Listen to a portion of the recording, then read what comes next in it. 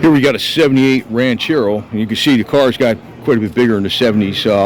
Now, the Ranchero was first, not the El Camino. And I don't know, it seemed like later on, I think the El Camino kind of overtook them. The Ranchero came out first, and then the El Camino came out. Then the El Camino disappeared for a while, and then it came back. And right now, it seems like you see a hell of a lot more El Caminos than you do Rancheros. You know, even though Ford came out with the concept first. It's basically a station wagon.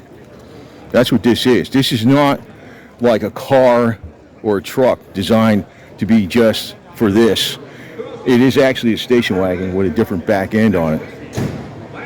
So like my El Camino is like basically a 78 Malibu station wagon. When I can get parts for it pretty easy. This is a great concept. You know, they should make these today because the trucks they got today are too big. They're monsters, and I think it has something to do with the EPA forcing regulations as far as gas mileage on cars that are smaller. I don't know what the deal is, but say for instance you had this and it was able to, well, I guess you couldn't register it as a car, even though it is a car, because my El Camino is registered as a truck. And I guess that would get around it if it was a car or an SUV. You say it's an SUV. You know, if you can get around, you can call this an SUV. Something like this would sell today, even like a little bit smaller if it's got a bed in the back of it. And, you know, rear-wheel drive.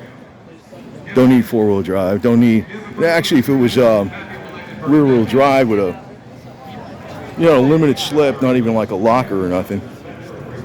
Rear-wheel drives go pretty good because these cars, you can say there's no weight in the back, but there is weight in the back because, you know, because the gas tank is typically right over the axle. And so if you got, you know, a 17 or 20 gallon gas tank, so say it's 20 gallons, 8 pounds, you know, a gallon, so you got 160 pounds right over the wheels right there. So you can also put some weight in the back over the wheels. Because I'm talking about for snow, you know, traction and stuff.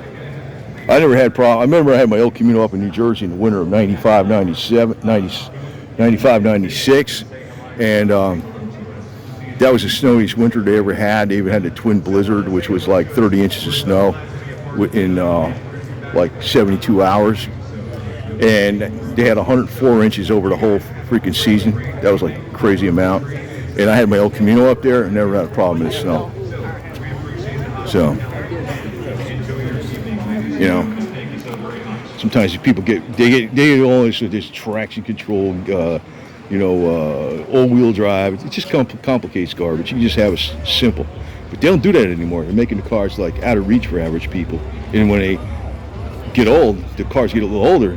The SMO that gets this car that's 15 years old or 10 years old and something breaks down, the systems are so complicated. It's like, you know, forget it.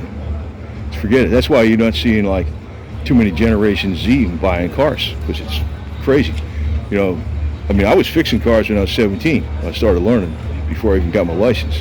I don't know a lot, but I started fixing them, man. And now, you know, if you're Generation Z, it's like, where do you start? You know, it's crazy. You got to be a rocket scientist.